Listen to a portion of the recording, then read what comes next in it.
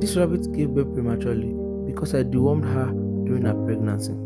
Some dewormers can cross the placenta and cause stress, toxicity, and uterine contractions, which may lead to early labor, weak kids, or stillbirth.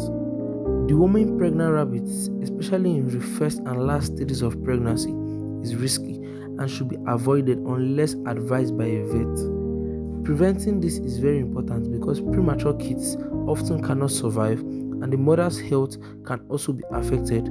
Proper timing of treatments and good management save both the doe and her babies. At this stage, do you think the babies can still be saved? Is there hope for the babies?